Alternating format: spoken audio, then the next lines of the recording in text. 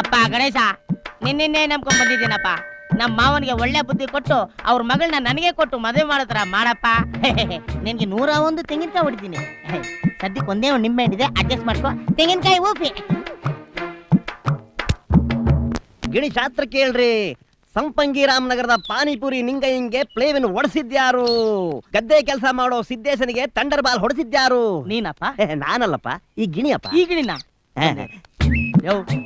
ಅಲ್ಲಯ್ಯ, ಈ ಗಿಣಿ ಇವ್ರಿಗೆ ಪ್ಲೇವಿನ್ ಓಡಿಸೋ ಬದಲು ನಿನಗೆ ಯಾಕೆ ಓಡಿಸಬಾರ್ದಾಗಿತ್ತು? ಇಲ್ಲಿ ರೋಡಲ್ಲಿ ಚಪ್ಪರ್ ತರ ಕುಂತಿದ್ಯಲ್ಲ, ಯಾವನ್ ಗೋಳ್ ಬಿಡ್ತಾ ಇದೀಯ? ಆ ಕಾರಿಂದ ಗಿರಿ ಕರ್ಕೊಂಡ್ ಬಂದ್ಬಿಟ್ಟು. ಇದು ಅಂತಿಂತ ಗಿಣಿ ಅಲ್ಲ. ಓಹೋ, ಮಹರ್ಷಿ ಶುಕುಮುನಿ ಶಾಸ್ತ್ರ ಹೇಳಿದಂತ ಗಿಣಿ.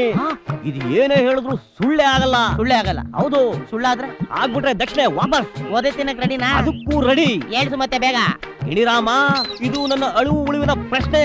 ನೀನ್ ಇಷ್ಟೊತ್ತು ಇಲ್ಲಿ ಉಳಿಸಿರದೆ ದೊಡ್ಡ ಪ್ರಶ್ನೆ ಕಣ, ಬೇಗ ಹೇಳ್ಸು. ಓ, ಇದು ನಿನ್ನ ಮಾನ ಮರ್ಯಾದೆ ಪ್ರಶ್ನೆ. ಬೇಗ ಒಂದ್ ಕಡ್ಡಿ ಹಾಕೋದಕ್ಕೆ. ಓ, ಬೇಗ ಬಾ.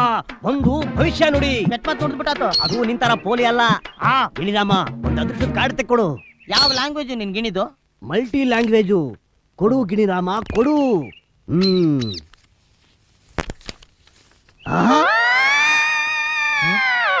ಏನ್ ಕರೆಂಟ್ ಹೊಡೆದು ಕೋತಿ ತರ ಫ್ರೀಸ್ ಆಗ್ಬಿಟ್ಟೆ.